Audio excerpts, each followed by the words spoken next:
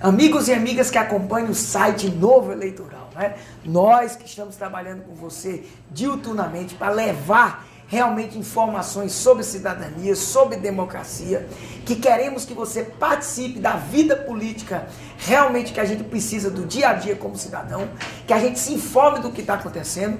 Hoje eu venho bater um papo com você sobre o tema da moda, né? Para dizer para você francamente, para você inclusive acreditar, nós estamos acompanhando isso dia a dia. Eu e o nosso querido Márcio Oliveira, também editor desse site, nós estamos acompanhando tudo, trazendo a informação realmente na ponta, a informação quase que instantânea, para dizer para você que a reforma política ainda está mais do que viva. Eu vou tentar explicar aqui nesse vídeo para você que, em que pese muitas pessoas pensarem que essas últimas votações que nós tivemos na Câmara dos Deputados, né, incluindo a semana passada realmente conturbada, com 3 dias de intensa votação na Câmara dos Deputados, que tem um lado bom de se trazer esse assunto que ficou tão, vamos dizer, esquecido por esses últimos anos, que ficou um assunto adormecido e que agora, bem ou mal, a gente retoma, né? A gente retoma a discussão, talvez não do jeito que a gente esperava, não do jeito, inclusive, que eu entendo, com respeito ao devido processo legal legislativo, com respeito, principalmente, a ouvir o povo, a ouvir os movimentos sociais, a ouvir justamente as propostas de quem está por fora. Porque a minha preocupação com relação a essa reforma política é justamente essa distância efetivamente que se tem dos senhores políticos, com todo o respeito que eu tenho a eles, com a população. A população não está sendo ouvida. Inclusive, não é só o movimento social que não está sendo ouvido, no caso, a nossa coalizão, Reforma Política Democrática, Eleições Limpas. Não, de um modo geral, o povo está muito distante dessa discussão. Talvez isso se justifique porque foi colocada, vamos dizer, de uma hora para outra. Isso aí eu fico até calado. Eu acho que até o presidente Eduardo Cunha, que eu tenho algumas considerações a fazer sobre o modo que ele está conduzindo, nesse aspecto eu acho até que é positivo. Tem que se avaliar positivamente a coragem de Sua Excelência de retirar desse campo adormecido que se estava até agora a questão da reforma política. Talvez a maneira pelo qual ele esteja fazendo é que não seja a maneira democrática, a maneira inclusive republicana. Primeiro, que nós temos que discutir. Havia uma comissão especial, amigo e amigo. A comissão especial, formada por vários deputados de vários partidos, com um relator, inclusive com um relator justamente do PMDB, que nós sabemos comanda tanto a Câmara dos Deputados quanto o Senado Federal. Essa comissão estava totalmente, vamos dizer, alinhada, trabalhando, ouvindo, mesmo que muitas vezes fazendo aquele negócio de ouvido, né, de mercador, como se diz, mas estava presente, estava vendo o que estava acontecendo, tinha um relatório, o relatório tinha começado a ser apresentado e simplesmente, com todo o respeito que eu tenho, Sua Excelência resolveu, de forma, para mim, ditatorial, simplesmente desconsiderar todo o trabalho daquela comissão e levou justamente na terça, na quarta e na quinta, em 3 dias, vamos dizer, memoráveis, porque são dias que realmente nós tivemos discussão. A discussão iniciou-se, inclusive, na terça-feira, de 4 horas, foi até 1 hora da manhã, o que é louvável, repito, mas simplesmente se desconsiderou todo um trabalho de mais de 3 meses.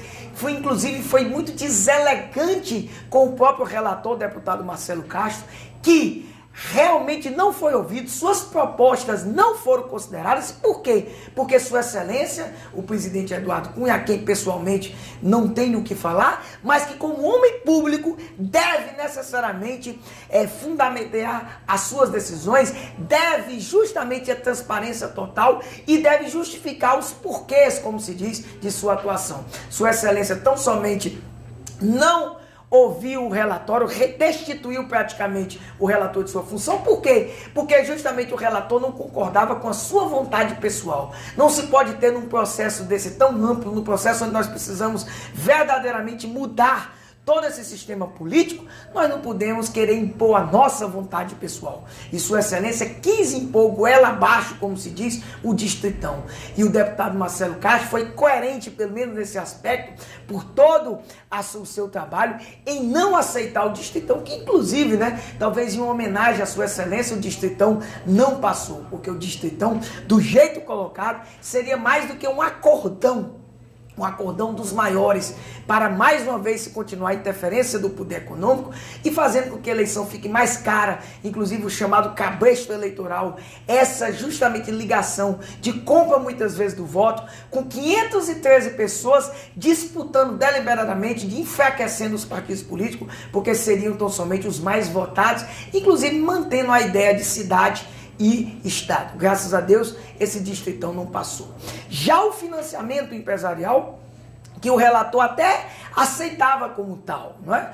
Mas, por essa questão, ele ficou, inclusive, descontente. Tanto é verdade que o antigo relator Marcelo de Castro votou contra o financiamento empresarial, que, diga-se de passagem, nessa terça-feira, foi rejeitado expressamente qualquer tipo de constitucionalização do financiamento empresarial às campanhas eleitorais. Inclusive, nós comemoramos, nós que fazemos parte do movimento social, nós comemoramos, por quê? Porque entendemos que retirar esse financiamento empresarial, que para nós é a porta de entrada de toda a corrupção do processo eleitoral e desembocando inclusive na corrupção continuada dentro do setor público, nós verificamos que esse financiamento empresarial rejeitado, ele foi reposto de maneira antidemocrática, de maneira antirrepublicana, numa manobra, o termo é duro, inclusive como eu chamei no site, você, amigo e amiga, está acompanhando, viu? A manobra do dono da bola na reforma política, onde Sua Excelência sabe-se lá como, sabe-se lá em que tipos de interesse, acredito eu, com todo respeito, não republicanos, fez com que mais de 80 deputados, salvo engano 84 deputados, mudaram da noite para o dia, como se diz, votaram contra o financiamento empresarial amplo, não constando na Constituição, e o que aconteceu, amigos e amigos? Mudaram para permitir, através de uma emenda aglutinativa que não tinha nada.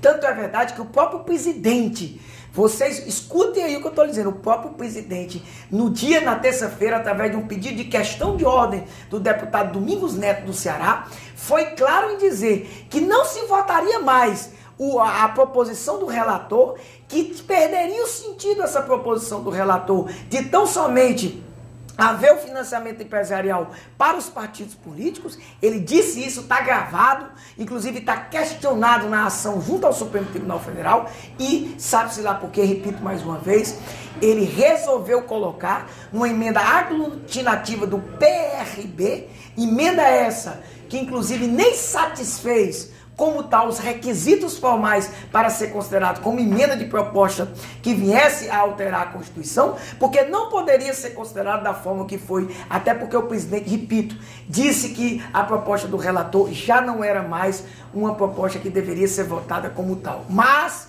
sabe-se lá como 330 parlamentares, na quarta-feira, um dia após, de maneira surpreendente e sob inclusive a contestação de vários deputados, inclusive 63 foram depois ao Supremo Tribunal Federal, foi realmente passada por 330 deputados, repito mais uma vez, 84 deputados mudando o seu voto, uma coisa que eu respeito, mas muito triste, e que inclusive eu peço que você olhe no nosso site a lista dos 84 deputados. Nós estamos evidentemente publicizando, e 2 deles inclusive aqui do nosso estado do Rio Grande do Norte. Respeito demais, mas Suas Excelências, deputado Rafael Mota do PROS e deputado Antônio Jacome do PMN, tem que explicar à população por que mudaram, que eram contrários à fiscalização empresarial num dia e da noite para o dia resolveram evidentemente mudar, coisa realmente inexplicável, e que essa constitucionalização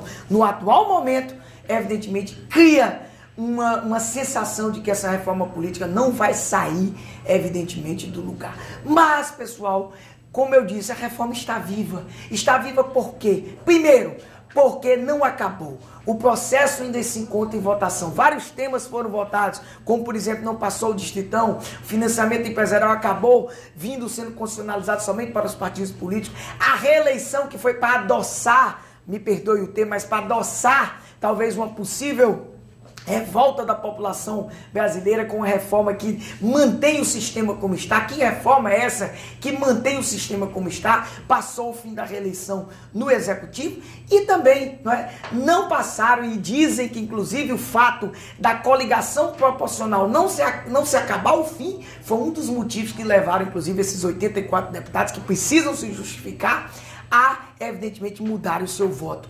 É óbvio que o fim da coligação proporcional, se viesse junto com o sistema de compensação, para que a gente pudesse mudar verdadeiramente, inclusive esse efeito conhecido por todos como efeito tiririca, e fortalecendo os próprios partidos políticos, nós podíamos evitar uma representação proporcional que não tivesse tanta evidência e tanto destaque, ou como se diz, com a soberania popular efetivamente do voto.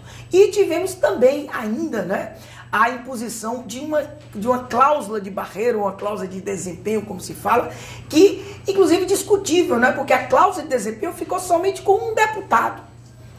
Mas enfim, o que eu me preocupo é que esse sistema de votação posto por Sua Excelência, o presidente Eduardo Cunha, faz com que haja uma fragmentação na própria reforma política.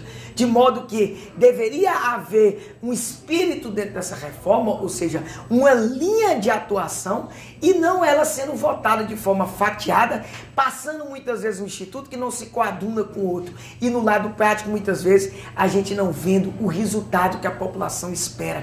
Principalmente, a população espera, com certeza, que esse sistema político venha a não mais beneficiar essa estrutura de poder pelo poder. Mas nós temos que continuar. O projeto, inclusive, da reforma política democrática e eleições livres continua mais do que aceso. Primeiro, por quê? Porque toda essa discussão que está havendo agora na Câmara dos Deputados ainda vai para um segundo turno. Primeira coisa que fique claro. Segundo, votando o segundo turno, ainda vai para o Senado, que vai justamente reanalisar todas essas discussões. E mais ainda, nesse meio tempo, a nossa proposta de reforma política e democrática e eleições limpas, ela quer realmente mudar esse sistema pela via infraconstitucional, porque todos nós sabemos que, inclusive, não há projeto de emenda à Constituição de iniciativa popular.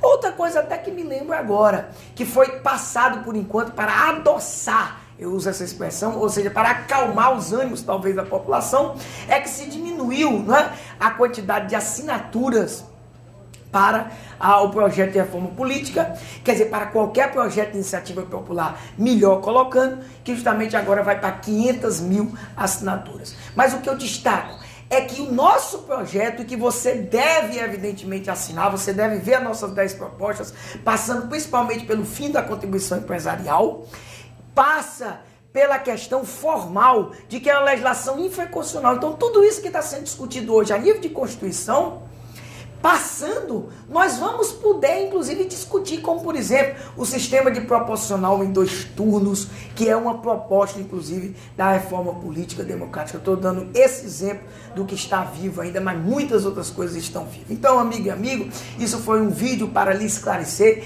para lhe deixar a par do que está acontecendo, e eu não tenho dúvida nenhuma que você tem que se envolver. Muitas vezes nós temos que deixar de sermos egoístas, se preocuparmos, inclusive, com a coletividade, e eu chamo a atenção para que a gente possa efetivamente participar e, quem sabe, assinando o nosso projeto, porque sua assinatura vai virar lei e vai mudar efetivamente essa forma de estrutura de poder pelo poder.